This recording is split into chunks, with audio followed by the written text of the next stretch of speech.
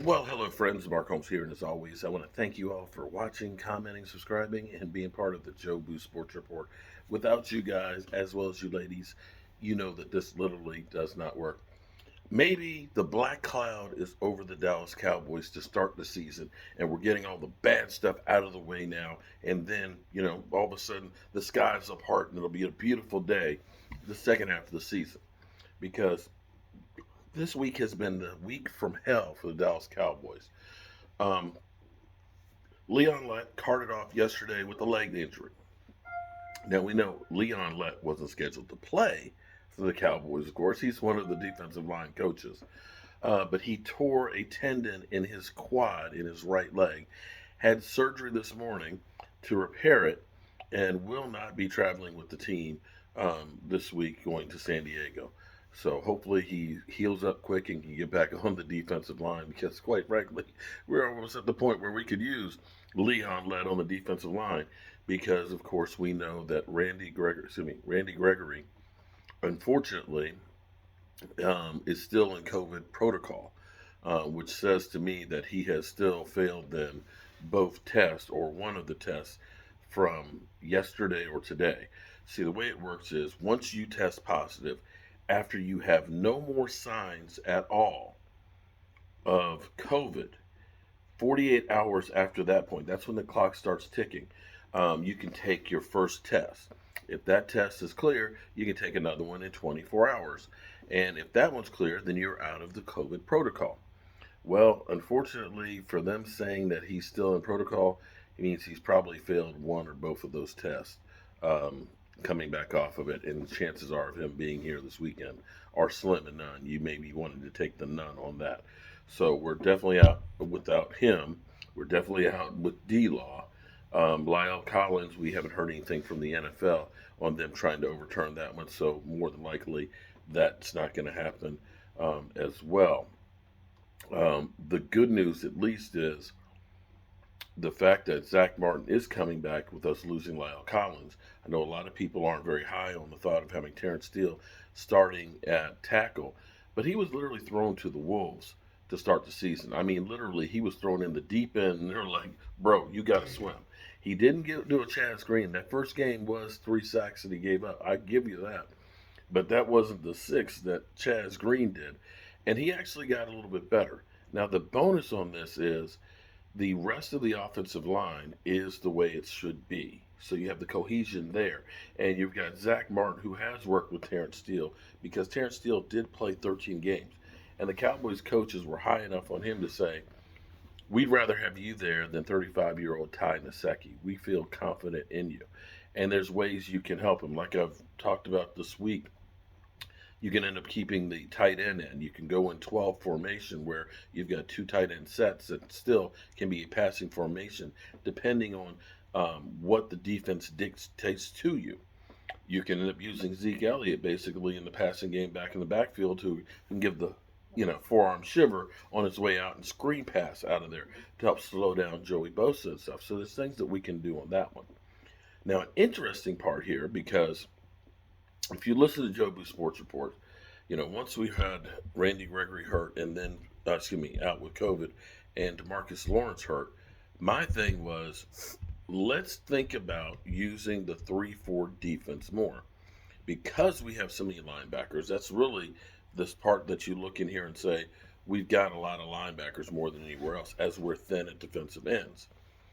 In the 3-4 defense, you have 3 down linemen, and then you have your edge rushers, or actually outside linebackers, that basically are standing up. They may go into coverage, they may be rushing the passer.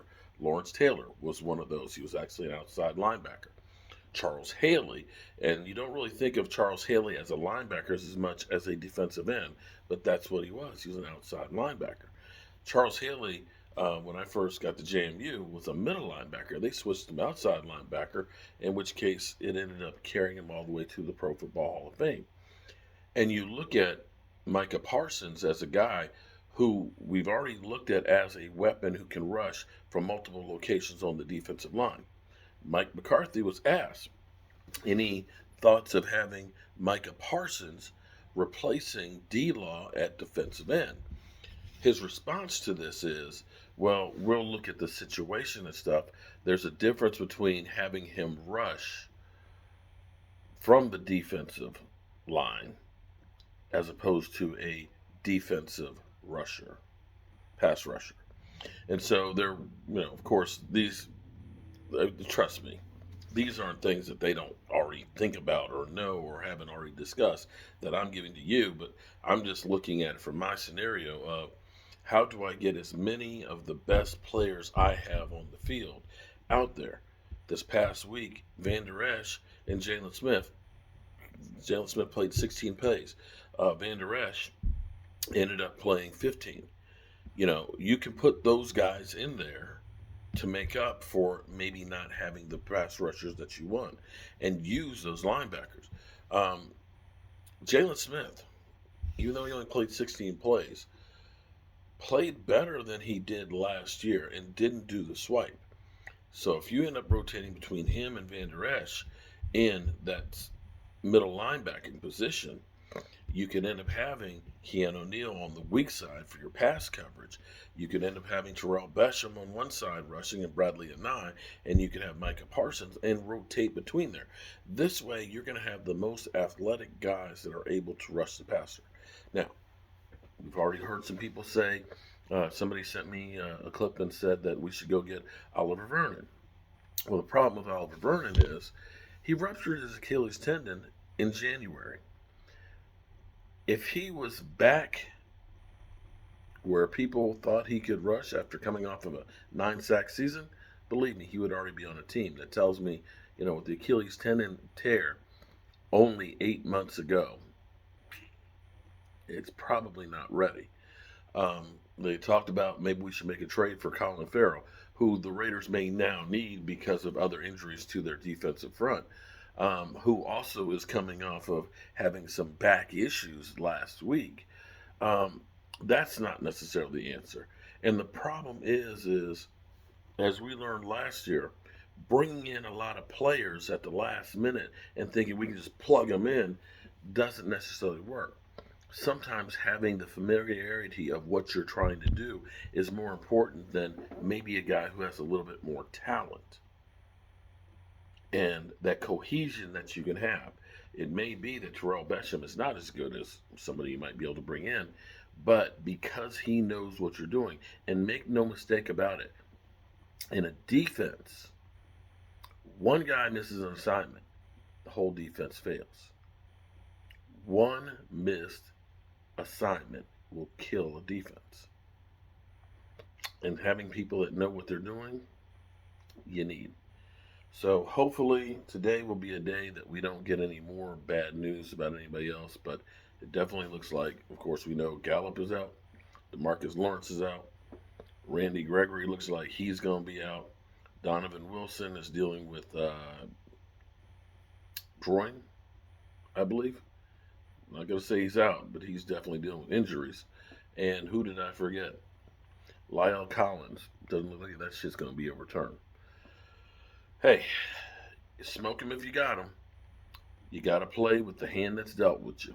I'm Mark Holmes, and hope to see you tonight for our live stream. Philly 500 let me know he's going to be live streaming tonight, too, during it. So we may have the Philly Meltdown Cam because he's already talking some smack about how good the Eagles are.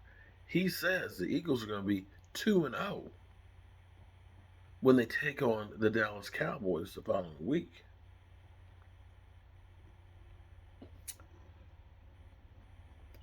Get your popcorn ready. See you soon.